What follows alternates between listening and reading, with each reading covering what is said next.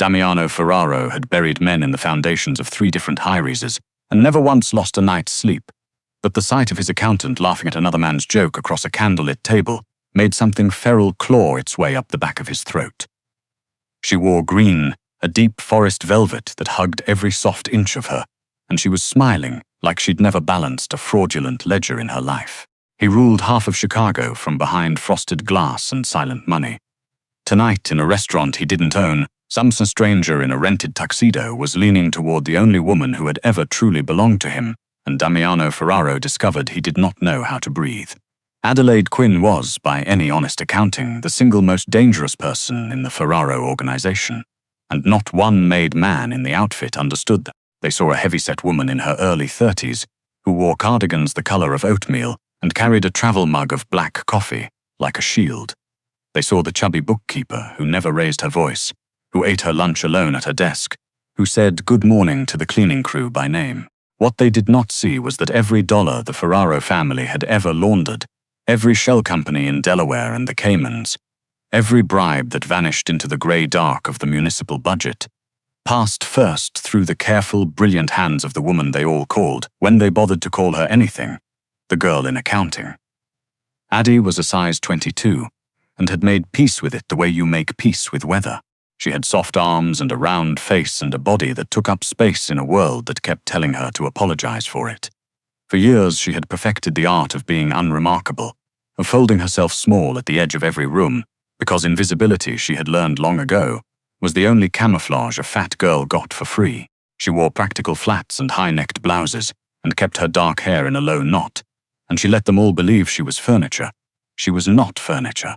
She had a mind like a steel trap dipped in honey, and she had spent 5 years memorizing the way Damiano Ferraro took his espresso, the particular rhythm his fingers tapped against his desk when a shipment ran late out of the port of Indiana, the way his jaw worked when somebody lied to him.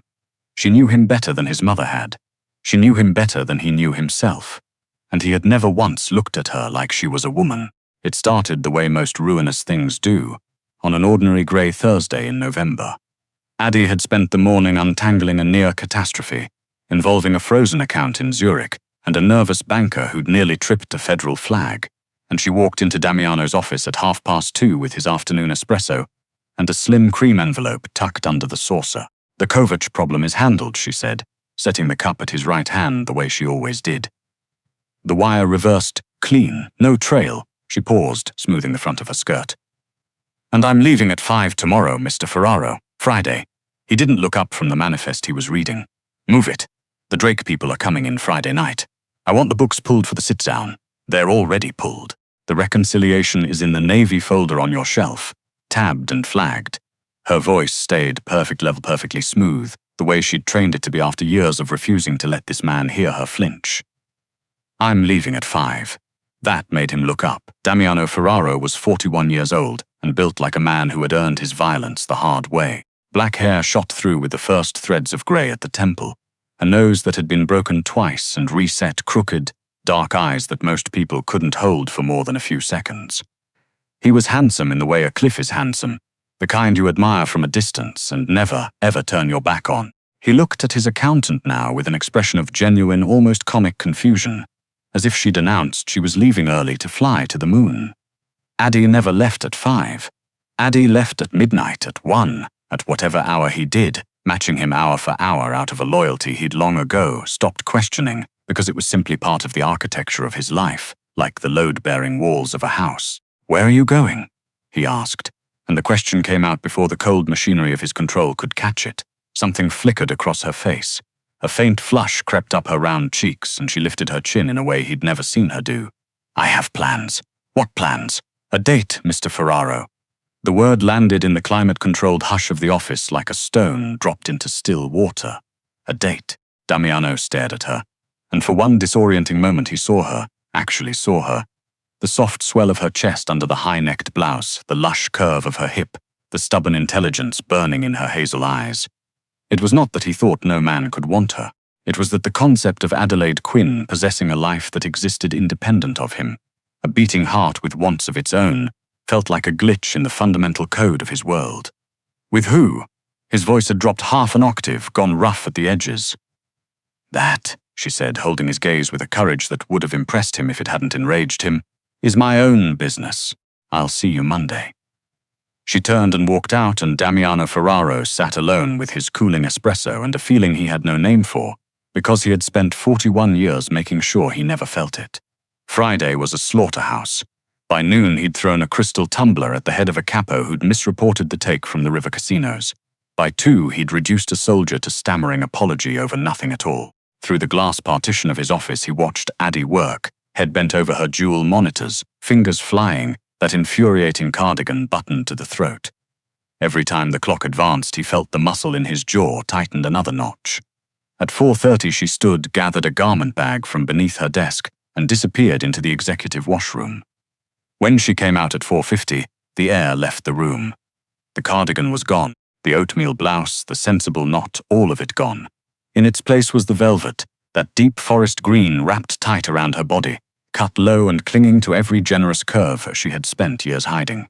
Her dark hair tumbled loose past her shoulders in soft waves. She'd painted her mouth a rich wine red, and she moved through the bullpen on a pair of heels that made her hips sway, and every made man in the place lifted his head and went still, suddenly and stupidly aware that the girl in accounting was in fact breathtaking. Damiano's chest seized. A hot, ugly, primal thing uncoiled behind his sternum and sank its teeth in. He watched the elevator doors slide shut on a flash of green and dark hair and red lips, and he was already reaching for the phone on his desk. "Get the car," he told his driver, a quiet, watchful man named Gio, "and find out exactly where she's going now." Gio came back with a name 15 minutes later. The restaurant was Le Cygne, an absurdly expensive French place on the Gold Coast where the lighting was kept low enough to hide both wrinkles and crimes, where the wine list ran longer than the New Testament, and where the waiters drifted between tables like well-dressed ghosts. Addie sat in a corner banquette upholstered in dove-grey silk, feeling a strange cocktail of terror and exhilaration thrum under her ribs. Across the table sat Walter Finch, an insurance adjuster she'd matched with on an app 3 weeks ago. Walter was perfectly pleasant. He was a little soft in the middle and wore rimless glasses and had spent the better part of the last half hour explaining the actuarial nuances of flood coverage in the suburbs. He wasn't exciting. He wasn't dangerous. He didn't carry a gun under his jacket or order men killed before breakfast. He was, in every way that mattered, the precise opposite of Damiano Ferraro, and that was exactly why she'd picked him. "So, Adelaide," Walter said, adjusting his glasses with one finger, "you said you do bookkeeping? Something like that." She lifted her glass of Pinot and let herself smile. "Corporate accounts, long hours, a lot of late nights making numbers behave. Well, I'd say it agrees with you." His eyes dipped briefly to the soft line of her décolletage and darted back up, color rising on his neck. "You look, sorry, this is forward, but you look stunning tonight. That dress." "Thank you, Walter." And she was touched, she really was. She knew exactly what she looked like, and exactly how the world tended to file women shaped like her, and a kind word still landed warm in her chest. She tipped her head back and laughed at something gently funny he said, the long, pale column of her throat exposed in the candlelight.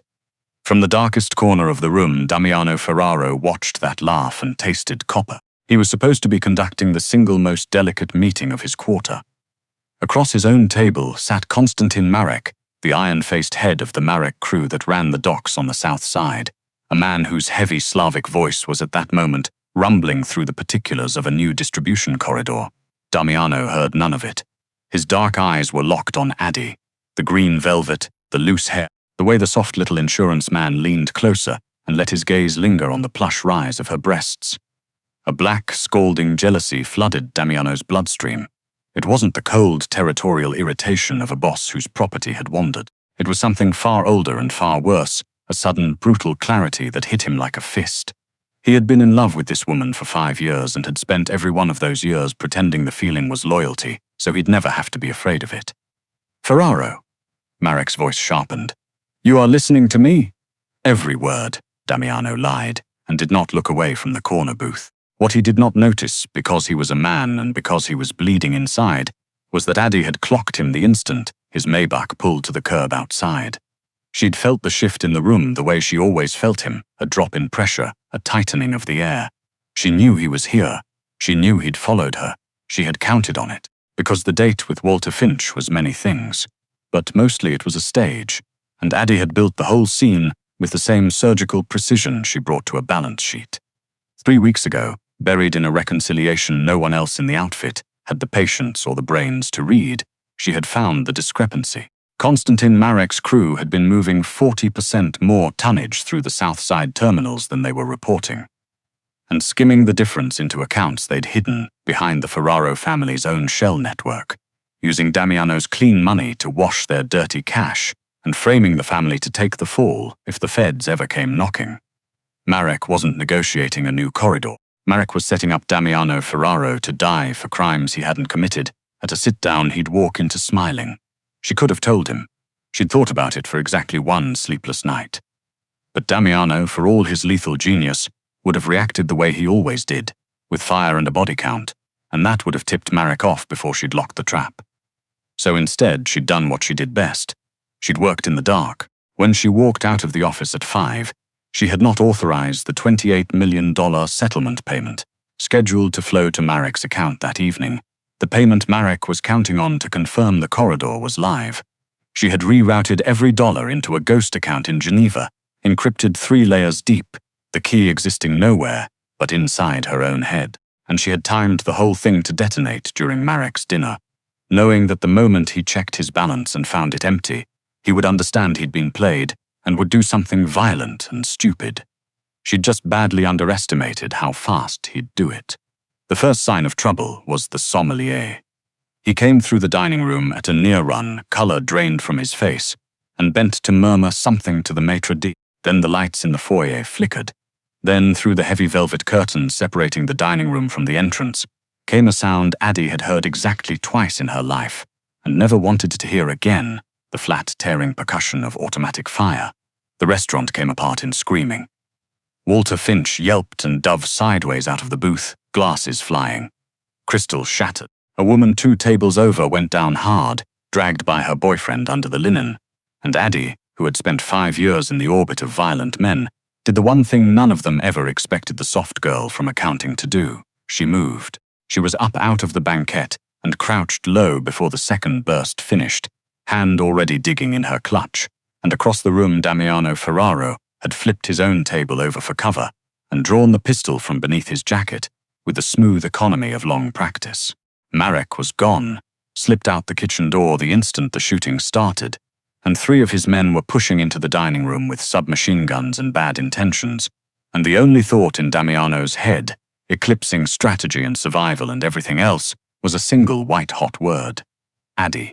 He came across that ruined dining room like something out of the Old Testament. He shot the first man through the shoulder and put the second down with 2 to the chest, and a piece of shattered mirror opened a long graze down his forearm that he did not appear to feel.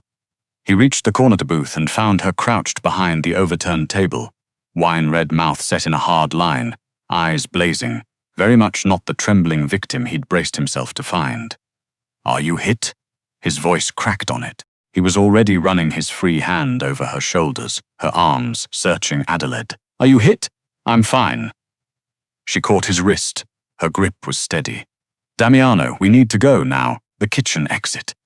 "You're fine," he repeated, dazed, because she was crouched in the wreckage of a massacre with the calm of a woman reading a spreadsheet, and some piece of the world rearranged itself behind his eyes. Gio appeared at the curtain with his weapon up. "Boss, car's running. Move!" They moved. The Maybach tore away from the curb with the rear window already starred from a round that hadn't quite punched through. Gio, driving like the devil, was in the trunk, the lights of the Gold Coast smearing past the glass.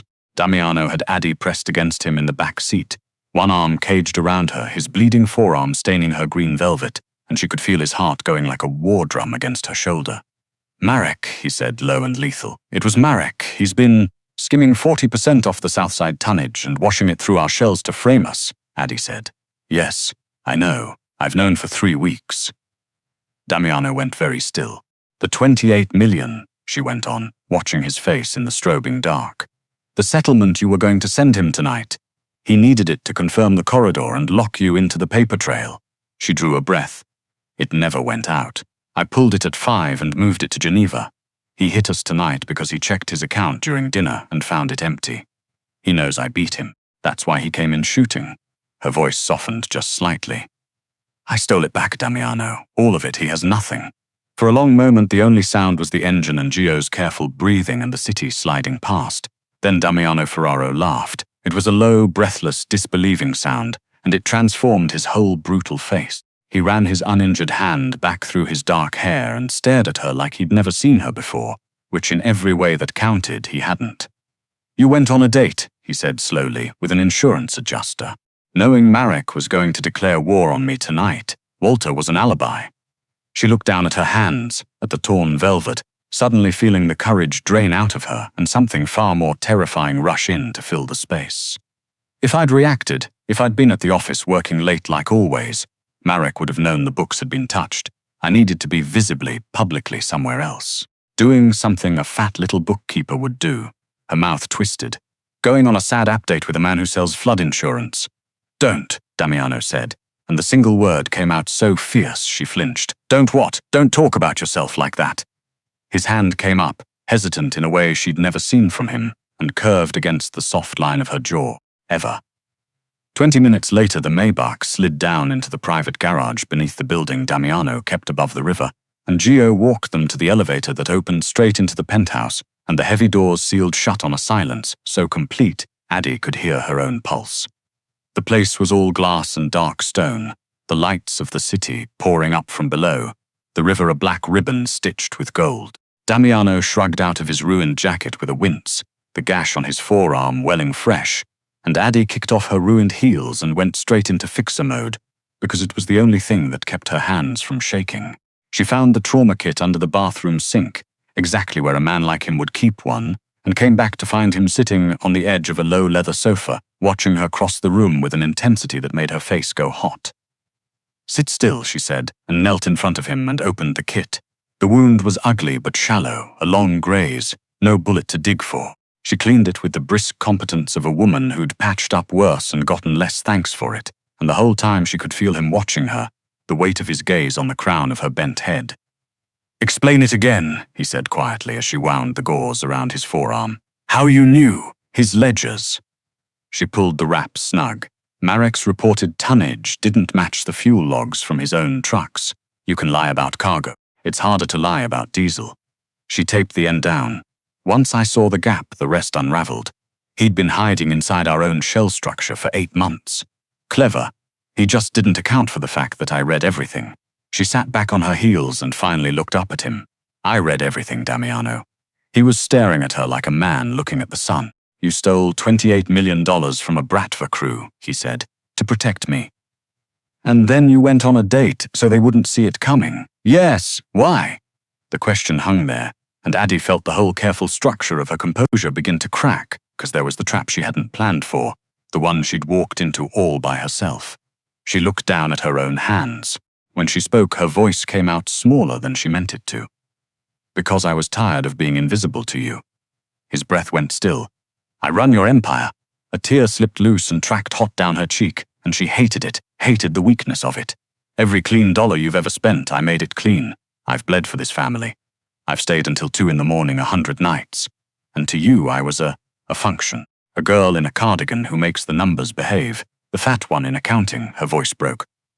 "I wanted you to see me, just once, even if it took the whole city catching fire to do it." Damiano Ferraro came off that sofa and onto his knees in front of her so fast she startled. He took her face in both hands, the gauze's arm be damned, and forced her to meet his eyes. And what she saw burning in them stole the breath right out of her body. "Don't you ever," he said, low and shaking, "call yourself that again. The fat one. Like you're something less." His thumb dragged across her wet cheek. "You think I don't see you, Adelaide? I have not looked at another woman in 5 years. Not since the morning you walked into my office and corrected my own attorney to his face and didn't even raise your voice doing it, Damiano. I didn't touch you because you were the one clean thing in a filthy life," he said. The words tumbling out raw and unguarded in a way she'd never heard from him, this man who weighed every syllable like a loaded gun. "I thought if I put my hands on you, if I dragged you into all of this, you'd see what I really am and you'd leave. And I would rather have you across a desk for the rest of my life than not have you at all." His grip tightened. "But tonight I watched that pathetic little man look at your body in that dress, and I wanted to burn the whole restaurant down with him inside it. You are mine, Addie. Every brilliant thought in that head, every soft inch of you, You always have been. I was just too much of a coward to say it. She was crying in earnest now and laughing too, both at once, and she didn't get the chance to answer because he kissed her. It was not gentle.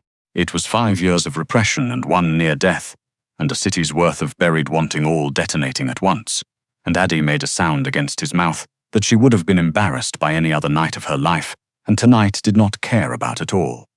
Her hands fisted in his ruined shirt. His arms came around her, gathering her in, hauling her up off the floor, and against him like he meant to fold her into his own ribs, and he kissed her until they were both breathing like they'd run a mile. When he finally drew back, it was only far enough to press his forehead to hers, his big hand splayed wide and reverent against the curve of her hip. "You're perfect," he said, rough against her mouth. "Do you have any idea? You're perfect. You're bleeding on my dress," she whispered. "Half lawing, half undone. I'll buy you 100 dresses." He kissed the corner of her jaw, the soft line of her throat, the place where her pulse hammered. "Green ones, all of them green. So I have to look at you in every meeting and lose my mind. What about Marek?" she breathed, even as her fingers found their way into his dark hair. "He has every reason to come back." Damiano lifted his head, and the lethal smile that crossed his face was the one his enemies saw last. "Marek is $28 million poorer and short 3 soldiers," he said. "And by sunrise, Gio and the Capos will have made the South Side a very unfriendly place for him." His hand slid up her spine, claiming her by inches. "Let them handle Konstantin Marek. Tonight the only books I'm interested in balancing are ours." And in the morning, when Gio knocked twice on the penthouse door with the news that Marek had run for Belgrade before dawn and left his entire South Side operation leaderless and ripe, it was Adelaide Quinn who answered, wrapped in one of Damiano Ferraro's shirts, a cup of black coffee in her hand and the encryption key to $28 million, still living safe inside her head, already thinking 3 moves ahead about exactly who in Marek's broken crew could be bought, and for how much, and how cleanly it could all be made to disappear.